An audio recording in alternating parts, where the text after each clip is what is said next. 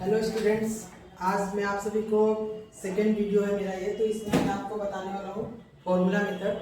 जैसे कि आप जानते हैं पिछला लेक्चर आपने देखा रहेगा, उसमें मैंने क्वाड्रेटिक क्वेश्चन को सॉल्व करने का फैक्टराइजेशन मेथड बताया था। तो आज आप सभी को फॉर्मूला मेथड से क्वाड्रेटिक क्वेश्चन कैसा सॉल्व किया जाएगा मैं आपको बताऊँगा। तो देखते हैं, पहले मैं आपको कुछ फॉर्मूला बता देता हूँ।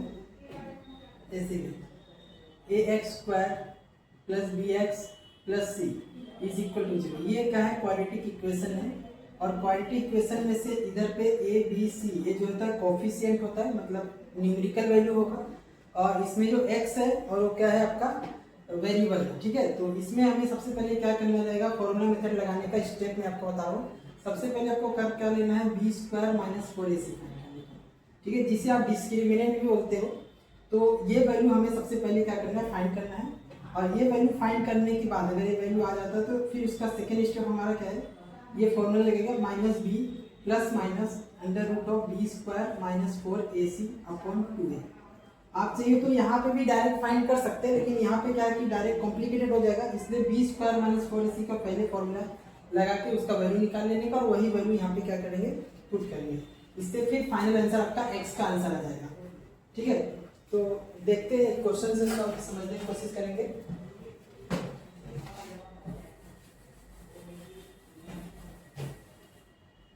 पहला क्वेश्चन ले रहे हैं।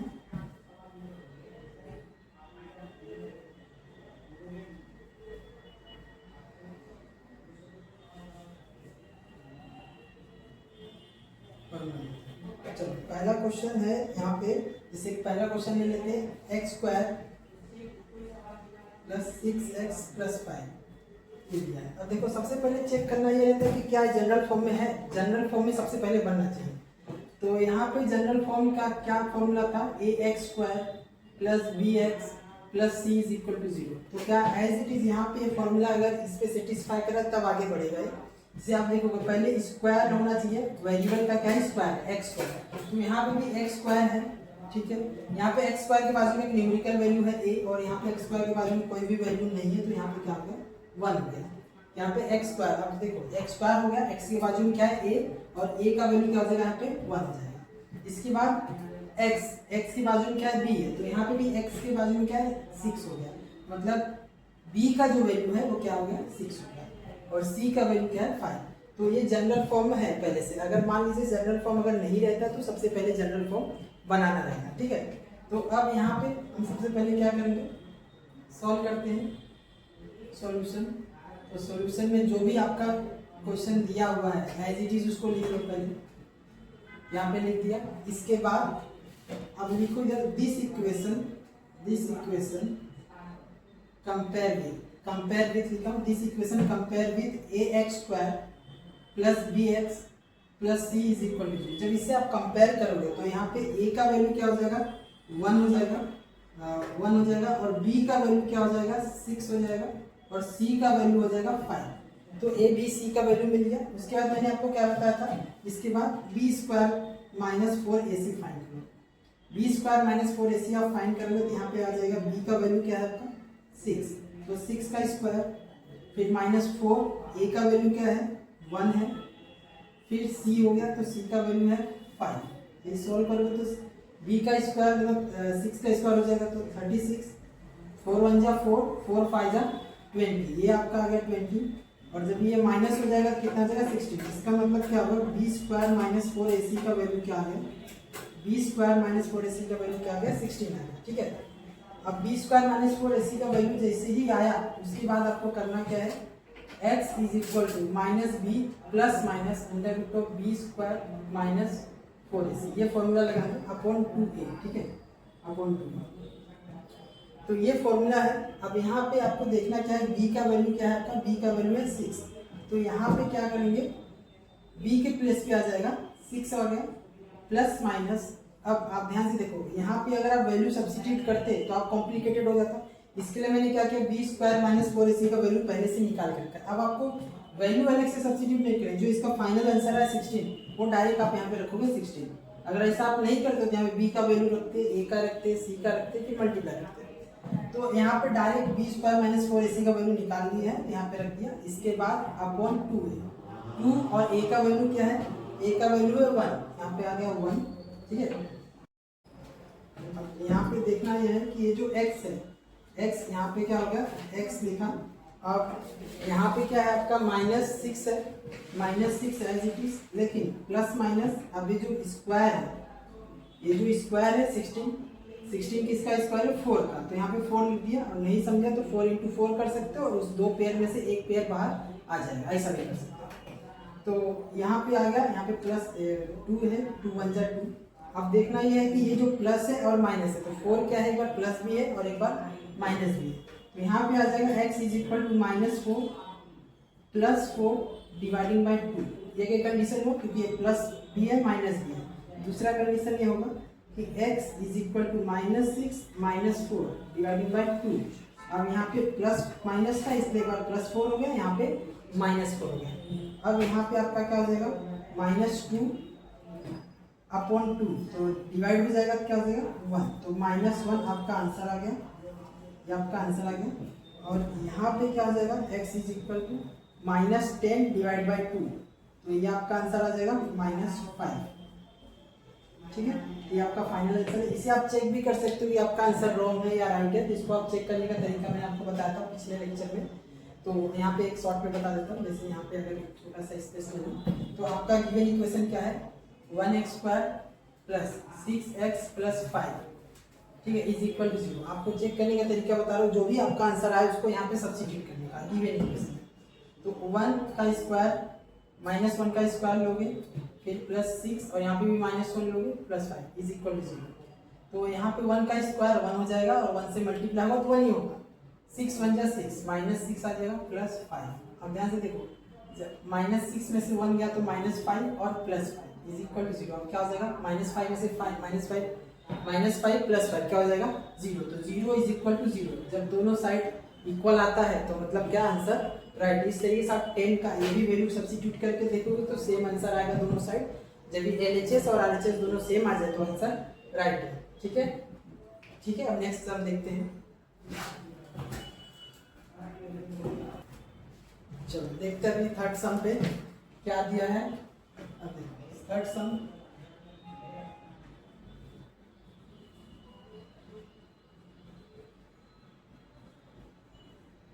तो अब सबसे पहले वही same step, this equation compare with ax² plus, ऐसा यहाँ पे m है तो am² आ जाएगा, क्या आ जाएगा am² bm + c = 0। अब सेम वही, अब इसमें जनरल फॉर्म पहले से बना हुआ है तो इजी हो गया हमारे लिए। तो अब हम डायरेक्ट abc का वैल्यू निकाल लेंगे क्योंकि जनरल फॉर्म पहले से बना हुआ है।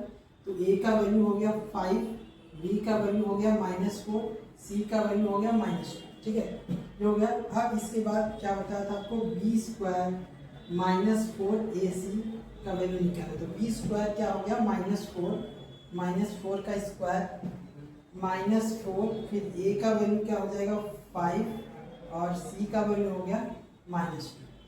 तो -4 का भी स्क्वायर क्या होगा 16, स्क्वायर हमेशा पॉजिटिव होता है तो स्क्वायर -4 हो या +4 हो वो +16 ही आएगा, ठीक है। तो -4 का स्क्वायर 16 हो गया, 4 × 5 = 20 और 20 × 2 तो कितना हो गया 40।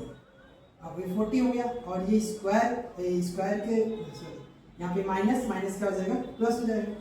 किया कैसे, 4 का स्क्वायर 16 और 4 × 5 = 20, 20 × 2 40 और माइनस प्लस हो गया, ठीक है। तो ये आपका ये आंसर आ गया 56। तो b² - 4ac, b² - 4ac का वैल्यू आ गया आपका 56, ठीक है। ये चीज़ ध्यान रखना। अब इसके बाद क्या करना है, इसके बाद आपको वही formula x = -b ± b² - 4ac, ठीक है। तो यहाँ पे आपका क्या लगेगा x एज इट इज है। अच्छा एक चीज़ ध्यान में रखना, पिछले सब समय में मतलब शायद यहाँ पे x लिख दिया मैं, तो ये इसको क्या करना है आपको y करना रहेगा, क्या करना रहेगा y करना रहेगा। पिछले समय याद रखना कि जब मैंने यहाँ पे y था पिछले समय में तो यहाँ पे y आना चाहिए और x रहेगा तो x आना चाहिए। तो यहाँ पे अभी के लिए क्या है m है, शायद उसमें मेरी मिस्टेक हुआ हो तो यहाँ पे n का वैल्यू आएगा, ठीक है, उसमें भी आप सही कर लेना। अब कि ये जो हो गया n का वैल्यू यहाँ पे आएगा तो माइनस बी क्या आ जाएगा आपका, माइनस बी यहाँ पे है, माइनस बी क्या है, माइनस और -4, ठीक है, plus minus B square -4ac, और बी स्क्वायर -4ac का वैल्यू क्या है 56 है, तो यहाँ पे आ जाएगा 56 और 56 हो गया। अब इसको क्या करो, पहले अभी 2 इंटू ए, सॉरी यहाँ पे 2a है तो 2a, अब डिवाइडिंग बाय 2a से करना है तो 2 तो लिख दिया, a का वैल्यू क्या है आपका 5 है, तो यहाँ पे आ गया 5। इसका m is equal to minus minus क्या हो गया प्लस, प्लस माइनस 56 का फैक्टर कर सकते हो आप, 56 का अगर आप फैक्टर करते हो तो क्या हो जाएगा, देख लो इस तरीके से फैक्टर करो, 2 से करोगे तो ये कितना हो जाएगा 28, फिर 2 से करोगे ये हो जाएगा 14, 2 7 2 7 7, ठीक है। तो आप ऐसा समझ सकते हो, ये तो फैक्टर में जा नहीं रहा है, मतलब परफेक्ट स्क्वायर में तो बनेगा नहीं, तो इसको आप ऐसा लिख सकते हो 4 इंटू 14 लिख दोगे तो भी चलेगा। तो क्योंकि ये क्या हो गया 4 क्या हो गया आपका परफेक्ट स्क्वायर है, यहाँ पे 10 4 प्लस माइनस, ये 4 परफेक्ट स्क्वायर है तो 2 आ गया, रूट के अंदर क्या बचेगा 14 डिवाइडिंग बाय 10, ठीक है, ये हो गया। अब देखो ये हो गया है, अब एक बार ये प्लस है और एक बार माइनस है, यहाँ पे कॉमन लेके आप कट कर सकते हो, कॉमन ले लिया हमने तो 2 कॉमन ले लिया, बचा क्या 2 plus minus root 14 dividing by 10, तो ये कट जाएगा, कितना हो जाएगा 5, तो यहाँ पे n का वैल्यू आपका क्या आ रहा है 2 प्लस माइनस 14 डिवाइडिंग बाय 5। अब इसी को एक बार आपको क्या कर लेना है, प्लस कर लेना है, और इसी को एक बार क्या कर लेना है, माइनस कर लेना है, ये आपका आंसर आ जाएगा। जैसे अगर यहाँ पे कर देता हूँ, अगर m इज इक्वल टू क्या हो जाएगा 2, m is equal 2 plus 14 dividing bye 5, एक आंसर ये हो गया। और एक आंसर क्या आ जाएगा m is equal to 2 minus 14 dividing by 2 option 5, ठीक है, तो ये दूसरा आंसर आपका हो गया, ठीक है। तो एक आंसर ये हो गया प्लस 14 और एक आंसर हो गया माइनस 14, ठीक है। तो इससे क्या होगा कि यहाँ पे आपको क्या करना है, ध्यान में यही चीज़ें रखना है कि पहले आपको बी स्क्वायर माइनस 4ac निकाल लेना है, बी स्क्वायर माइनस 4ac के बाद आपको क्या करना है m का फॉर्मूला लगा, जैसे यहाँ पे m है तो m आ जाएगा, x रहेगा तो x आ जाएगा, जैसे फर्स्ट सम में x था तो वहाँ पे x आएगा, तो x का फॉर्मूला क्या आ जाएगा, ये फॉर्मूला बनेगा। दूसरे सम में मैंने देखा था तो वहाँ पे y लिया था और y का क्या आया था, यहाँ पे y लिखना था, बट वहाँ पे मैंने x लिखा तो y समझ के चलिए जो वही, और यहाँ पे m है तो m आएगा, अंडरस्टैंड, ये चीज़ें हैं।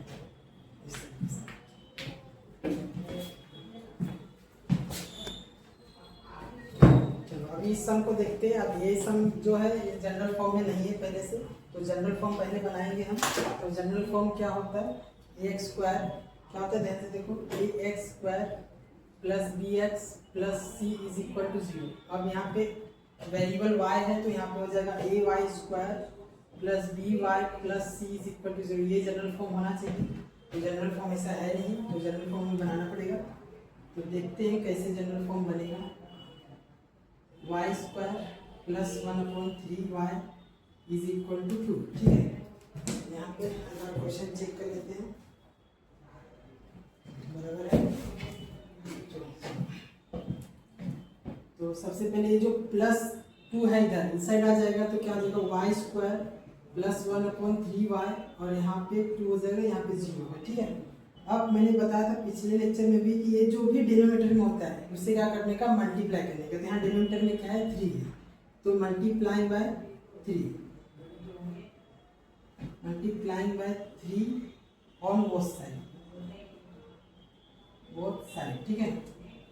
सब क्या कर दो, सबको 3 से मल्टीप्लाई कर दो, तो यहाँ पे 3 इंटू वाई स्क्वायर हो जाएगा, यहाँ पे 3 इंटू 1/3y, यहाँ -2 है, 3 इंटू 2 हो गया, 0 इंटू 3 हो गया, सबको 3 से क्या कर दिया, मल्टीप्लाई कर दिया। तो ये हो जाएगा आपका 3y स्क्वायर, और ये 3 कट गया तो बचेगा y, और ये हो गया 6, यहाँ पे 0, ठीक है। अब इसके बाद क्या करना है, ये जो आया है आपका ये एक जनरल फॉर्म बन गया है। अब जनरल फॉर्म बनने के बाद क्या करना है आपको, this equation compare with ay square plus by plus c is equal to 0, ठीक है। जब कंपेयर करोगे तब यहाँ पे क्या हो जाएगा आपका, a का वैल्यू क्या हो जाएगा आपका 3 और b का वैल्यू हो जाएगा आपका 1 और c का वैल्यू हो जाएगा -6। ठीक है, ये हो गया आपका ए बी सी का वैल्यू। जैसे मिलेगा ए बी सी का वैल्यू मिलते ही आपको क्या करना है, ए बी सी का वैल्यू मिलते ही आपको फाइंड कर लेना है बी स्क्वायर माइनस 4ac। तो बी स्क्वायर माइनस 4ac, तो यहाँ बी स्क्वायर मतलब ई का वैल्यू क्या है आपका 1 है, तो 1 का स्क्वायर -4, ए का वैल्यू क्या है आपका 3 है, यहाँ पे ए का वैल्यू 3 ले लिया। उसके बाद क्या है सी है, तो यहाँ पे सी का वैल्यू क्या हो जाएगा -6 हो जाएगा। यहाँ पे 1, अब यहाँ 4 3 से 12, 12 इंटू 6 तो 72 हो गया। और यहाँ पे माइनस माइनस क्या हो जाएगा प्लस, तो इसका मतलब ये हो जाएगा आपका 73।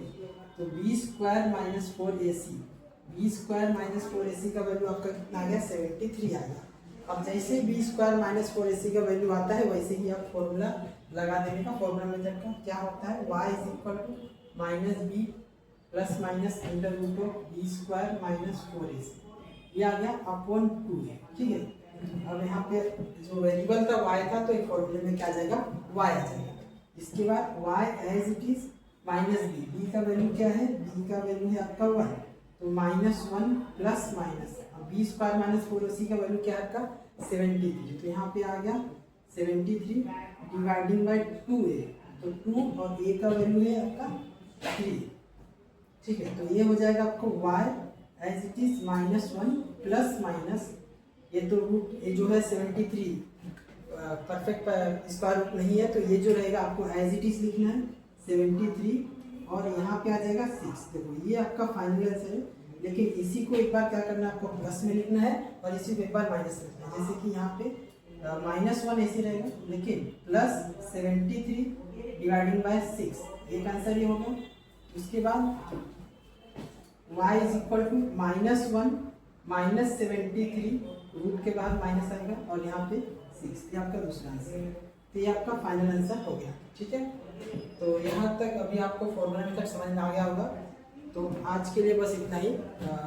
नेक्स्ट लेक्चर में आपको पढ़ाने वाला हूँ कंप्यूटिंग स्क्वायर मेथड, तब तक के लिए आप प्रैक्टिस करते रहिए। मिलेंगे नेक्स्ट लेक्चर।